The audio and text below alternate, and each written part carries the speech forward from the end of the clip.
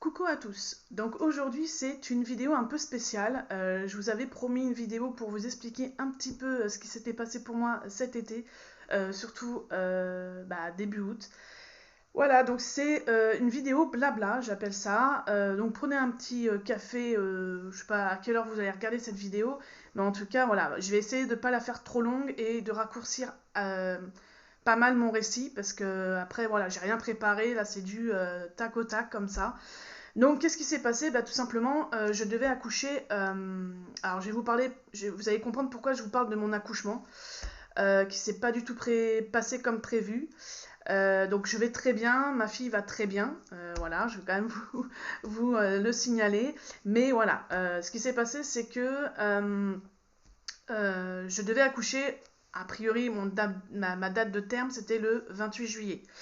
Naturellement, je n'ai pas accouché le 28 juillet, je pensais accoucher avant, bon bref, le truc, voilà. Eh ben non. Donc j'allais tous les 2 jours à l'hôpital pour vérifier si tout allait bien, si le bébé allait bien, ma tension, et regarder s'il y avait encore assez de liquide amniotique, ce qui est, voilà, c'est le contrôle habituel. Donc bon, tous les 2 jours, je devais y aller. Et le 31 juillet, voilà, je suis partie à l'hôpital à 5 h du matin, je suis arrivée là-bas. J'ai à peu près 1 heure de trajet. Donc j'ai vraiment attendu jusqu'à 4 heures et quelques pour vraiment être sûre que ça soit vraiment des vraies contractions et pas du chiquet, quoi. Ensuite, on est arrivé avec mon homme, voilà, tac. Donc les contractions étaient assez, mais même très très fortes. Donc quand elle m'a examinée, elle m'a dit voilà, vous êtes dilatée à 4. Là, je me suis dit non, ça va pas être possible, je vais pas pouvoir supporter la douleur. Ce qui est très bizarre parce que. Très bizarre non, parce que pour mon deuxième, pour mon fils, pour mon deuxième, il y a 3 ans, j'ai pas eu le temps d'avoir la péridurale. J'avais demandé la péridurale, mais je n'ai pas eu le temps. Donc là, pour le coup, et j'étais plus dans la tendance à vouloir ne pas de péridurale parce que j'avais mieux récupéré en n'ayant pas pris la péridurale parce que mon tout premier, il y a 13 ans, j'avais la péridurale et c'est vrai que j'ai fait la comparaison et voilà, bon bref, c'est pas ça le sujet. Et donc, il y a eu des complications dans le sens où dès que je faisais des fortes poussées, parce on me disait pousser, pousser, pousser, alors moi je pousse, mais bon, rien ne faisait qu'elle descendait dans le bassin, ce qui fait que son cœur se ralentissait et moi, je m'épuisais. Donc, ils ont décidé de faire un code rouge, c'est-à-dire que c'était une césarienne en urgence, donc pas du tout préparée. Je peux vous dire que franchement, euh, un coup de stress. Là, j'en rigole, mais franchement, je rigolais pas, hein. Là, j'ai commencé à flipper, j'ai commencé à pleurer parce que je me suis dit, mais qu'est-ce qui se passe? Parce qu'en fait, on n'avait pas vraiment compris avec mon homme. Et, euh, et en fait, on l'a su après, donc je vais vous expliquer le pourquoi du comment. Et donc, ils m'ont envoyé, hop, voilà, en bloc opératoire. Et ils m'ont fait ce qu'il y avait à faire. Donc la petite, nickel, elle est sortie en pleurs. Hop, ils me l'ont posée et ils l'ont amenée au papa. Moi, pendant ce temps-là, ils m'ont recousu. Moi, je chantais rien, j'étais complètement à l'ouest. Après, j'ai été en salle de réanimation, même si j'avais qu'une partie du corps qui était endormie. Bon, je suis en salle de réanimation. Je crois que c'est ça, salle de réanimation. Bon, bref, vous voyez ce que je veux dire.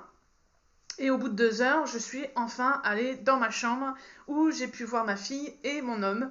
Donc voilà. Et là, il m'explique, mon homme m'explique que en fait, le cordon était bloqué autour du bras de notre fille, ce qui fait que quand je poussais, elle était retenue. Donc c'est pour ça qu'en fait, ça avançait pas. Donc tout va bien, la petite se porte merveille, hein, elle va avoir 2 mois à la fin du mois, voilà. Et moi je vais beaucoup mieux. Alors je vais vous expliquer pourquoi, voilà, maintenant, ce qui s'est passé par la suite, c'est-à-dire j'ai accouché le 31 juillet, une semaine après, euh, je vais vous raconter ce qui s'est passé. J'étais chez moi un mercredi, mon homme devait aller faire des courses, mais à 1 heure d'ici, et je gardais les enfants. Voilà. Donc j'avais mon grand qui m'a aidé, hein, il a 13 ans, donc il m'a aidé avec son petit frère de 3 ans, et moi je m'occupais de Jeanne, voilà, je sais pas si je vous avais dit son prénom, voilà, elle s'appelle Jeanne, et, ce matin-là, il était 11h et quelques, je crois, je devais, parce que normalement quand vous faites une césarienne, vous avez des piqûres donc on vous moi pour le coup on me les a pas fait dans le ventre parce que j'ai eu une césarienne, donc on me l'avait déconseillé, donc c'était dans les cuisses. Alors je vous raconte pas l'état de mes cuisses. J'avais des bleus de partout et j'avais des infirmiers qui venaient à la maison pour me faire la piqûre le matin. Et ça c'était normalement ça dure 7 jours. Donc il me restait plus que 2 jours. Donc j'étais contente, je dis ah putain aujourd'hui c'est mercredi, il me reste plus que 2 jours et tout. Et donc ce matin-là, j'ai mon petit garçon qui avait faim, donc il était 11h et quelques, je me suis dit bah tiens si tu veux je te donne quelques chips. Donc je suis allée lui prendre un petit paquet. Et au moment où je décide de prendre ce paquet de chips, je sens mes jambes vraiment comme du caoutchouc, je sais même pas comment expliquer, c'est la première fois que ça m'arrivait, donc je comprenais pas, et d'ailleurs mon fils me demande ça va maman? Alors je dis oui ça va aller, je voulais pas l'inquiéter, je me suis dit je suis fatiguée donc je vais m'asseoir, donc je me suis assise un peu dans la cuisine. Ensuite je décide d'aller voir ma fille parce qu'elle commençait à pleurer, donc je décide d'aller la voir, mon grand était avec elle. Et c'est là que j'en parle à mon grand. Je lui dis, c'est bizarre, j'ai des fourmillements sur le bras gauche et la jambe gauche, en fait, tout le côté gauche. Et j'ai eu ce truc-là, comme un malaise. Donc mon grand, il me dit, je pense qu'il faut mieux que tu en parles à l'infirmier qui va passer. Donc j'ai dit, ouais, t'as raison. Donc je lui en parle. Et pour lui, en fait, vu que j'ai pas de problème de santé, j'ai pas eu de problème ni après la césarienne, même la cicatrice, j'ai super bien cicatrisé. Je prends un anticoagulant, parce que c'est un anticoagulant pour pas que on se tape des phlébites, parce que on bouge beaucoup moins, faut pas faire d'exercice, faut pas porter des charges lourdes, etc. Donc c'est vrai qu'on est moins actif, et donc on peut être amené on peut avoir des cailloux de sang qui se forment.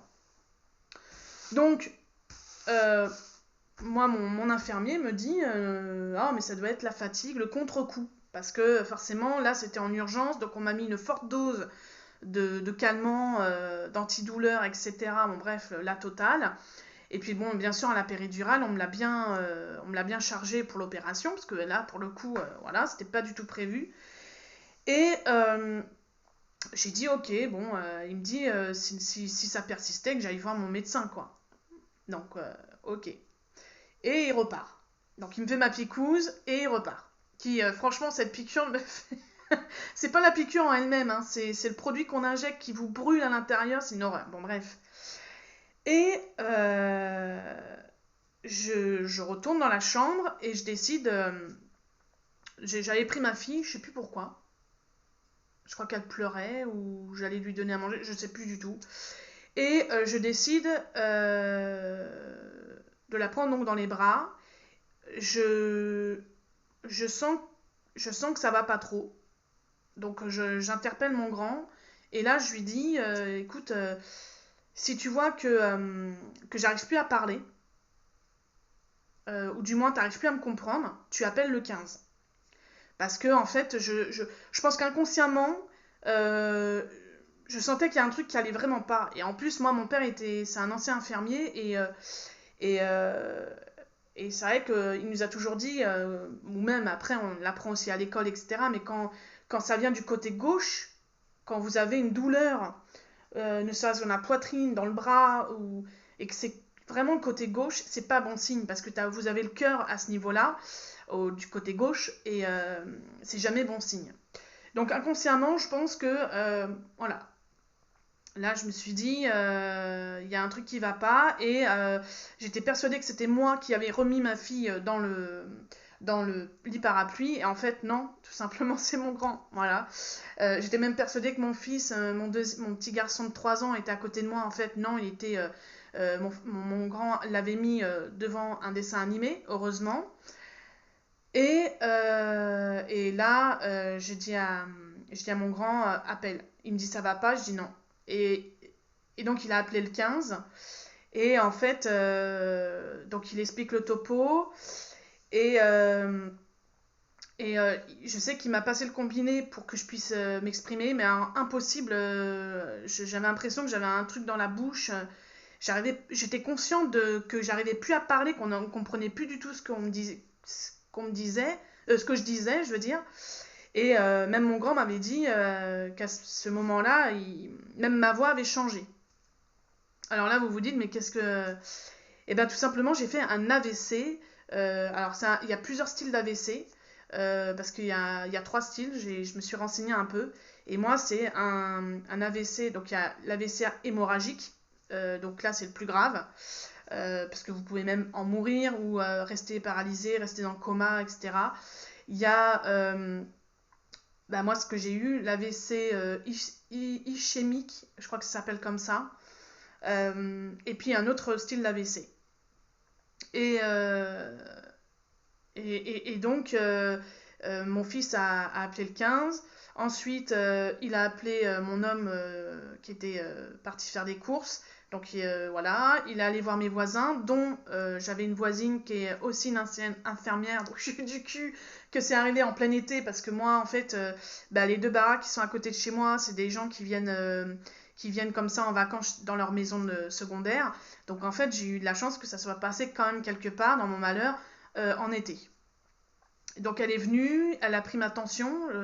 Je me souviens je savais pas que c'était ma tension, mais je me souviens très bien qu'elle était là à côté de moi et qu'elle essayait de me calmer parce que j'ai fait des crises de nerfs en fait. J'étais tellement en mode panique et elle-même elle me l'a avoué que inconscient. Donc je savais ce que j'avais parce que je lui ai dit aïe. Donc en fait elle a compris que moi j'avais compris que j'avais un AVC, que je faisais un AVC. Donc il y a eu un médecin qui est venu, plus c'est un médecin généraliste, mais en même temps il est urgentiste.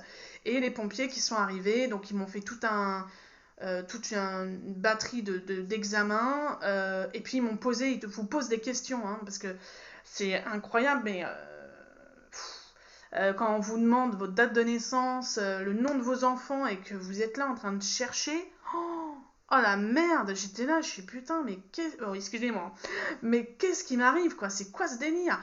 Et donc, des fois ça revenait, donc j'arrivais à dire, par exemple, on me demandait ma taille, j'allais dire 1,58.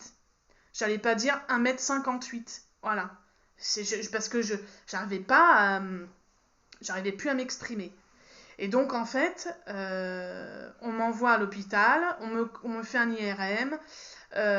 Par rapport à cet IRM, on m'injecte un produit que j'ai su après. Hein.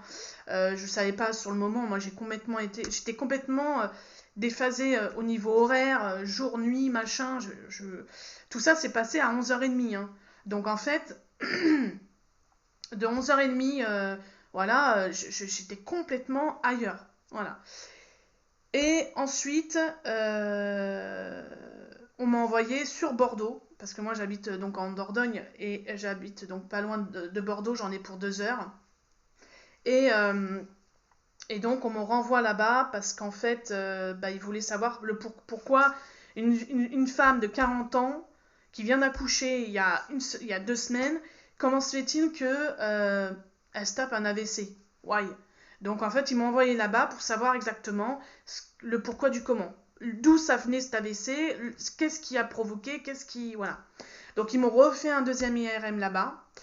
Et par rapport à ce deuxième IRM, ils m'ont posé des questions par rapport à mon accouchement. C'est pour ça que j'en reviens à mon accouchement, parce que c'est à cause de mon accouchement que j'ai eu cet AVC. Alors je vais vous expliquer pourquoi, parce qu'en fait quand on m'a demandé de pousser fort, ça a duré au moins une bonne heure. Elle me l'a dit, la dame à Bordeaux. Ça n'a pas duré 30 minutes, mais moi, c'est vrai que sur le moment, quand on vous pose la question combien de temps ça a duré, franchement, sérieusement, je suis pas là on n'est pas là en train de regarder l'heure quand on pousse. Hein, voilà. Donc j'ai l'impression que c'était 30 minutes, mais elle me dit, elle, que ça a dû durer plus longtemps que ça. Et c'est vrai que j'ai mon homme qui m'a confirmé la chose, ça a duré plus d'1 heure. Bon. La notion du temps, je l'avais plus, hein, désolée. Et en fait, quand j'ai coupé, il y a eu l'œil et les courbatures.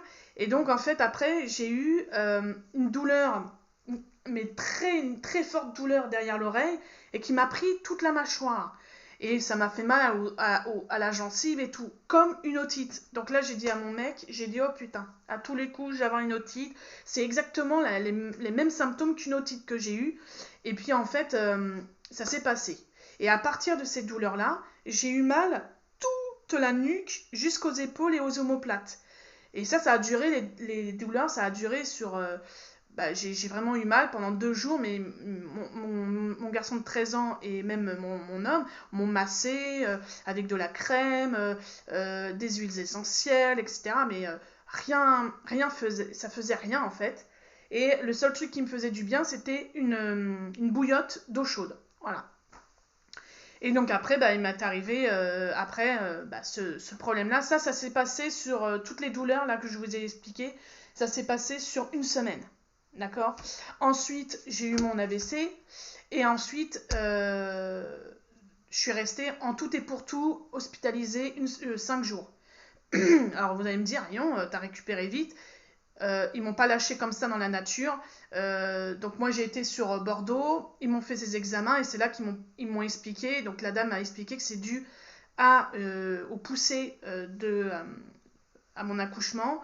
Et en fait mon artère de la carotide droite du côté droit a fissuré, ce qui a formé un hématome. Et cet hématome a formé des micro-caillots. Et en fait, l'hôpital où j'ai fait le premier IRM, quand ils ont vu ça, ils ont déjà injecté un produit qui a pété les micro-caillots, ce qui a fait que j'ai pas eu de séquelles, déjà d'une. C'est pas monté au cerveau, déjà de 2. Et donc, c'est pour ça que j'ai réussi à récupérer au bout de 2 jours. J'allais beaucoup mieux. Beaucoup mieux. J'arrivais à parler, du moins. On comprenait j'arrivais à parler aux gens. J'avais plus cette voix étrange, apparemment. Donc déjà, voilà. Après, il fallait que, quand ça arrive, vous restez 2 jours complets, 2-3 jours allongés. Et après, vous arrivez au bout de 3 jours, ouais, je crois que c'est ça, au bout de le 3e et le 4e jour, on vous bascule petit à petit pour manger, etc. Mais sinon, les 2 premiers jours, c'est allongé tout le temps. Voilà, vous n'êtes pas surélevé, etc. Parce qu'il faut que le sang recircule. Donc, j'ai malheureusement continué les piqûres de anticoagulants. Donc, quand ils ont vu l'état de mes jambes, je leur ai expliqué que j'avais déjà... j'allais finir les piqûres. Et malheureusement, je suis... j'ai dû continuer. Voilà. Alors, je suis contente parce que vous allez forcément vous dire, mais putain, mais t'as récupéré et tout. Alors oui, j'ai récupéré, mais j'ai encore cette fatigue. J'ai eu encore récemment des douleurs dans mon œil droit. Maintenant, ça va mieux. J'ai quand même mon médecin que je vais voir régulièrement. J'ai un Doppler, donc c'est une échographie à faire que je vais faire au mois de novembre. Et j'en ai une autre à faire au mois de janvier. Donc, je suis bien contrôlée. Et bien sûr, pendant 6 mois pour l'instant, mais pendant 6 mois, j'ai plus les piqûres anticoagulants, j'ai des cachets. Je leur ai demandé parce que l'état de mes jambes, c'était plus possible. J'avais des bleus, c'était horrible. Et puis ça faisait super mal. Donc en fait, je leur ai demandé. Donc j'ai un cachet à prendre le matin et le soir. Voilà. Et en fait, pour l'instant, ça va. Je sais que je fatigue énormément plus vite que d'habitude. J'ai plus de maux de tête, ça peut arriver que j'ai des maux de tête. Après, il faut que je fasse un contrôle au niveau de la vision parce que déjà après un accouchement, moi je fais toujours un petit contrôle, donc je pense que j'ai dû baisser encore de la vue. Et puis voilà, et non, je m'en suis bien remise. Franchement, je peux vous dire que mon homme, ma famille, mes amis ont bien serré les fesses parce que franchement, je venais tout juste d'accoucher. Ma fille, elle avait que de quasiment 1 semaine et demie, elle n'avait pas tout à fait 2 semaines. Et là, franchement, m'arrive cette merde, voilà, on va dire les mots. Et pourquoi j'en parle aujourd'hui dans cette vidéo, c'est parce que les AVC, ça peut venir n'importe quand. Là, c'est vrai que j'ai une autre vision de la vie. Je peux vous dire que là, je fais attention aussi à mon alimentation. Donc, j'ai arrêté de rajouter 1 tonne de sel parce que j'étais quelqu'un qui rajoutait énormément de sel. J'ai arrêté le beurre salé. Donc, je peux vous dire que pour moi, c'est un crève-cœur. Je suis une Bretonne. Donc, beurre demi-sel, cristaux de sel, c'est mon kiff.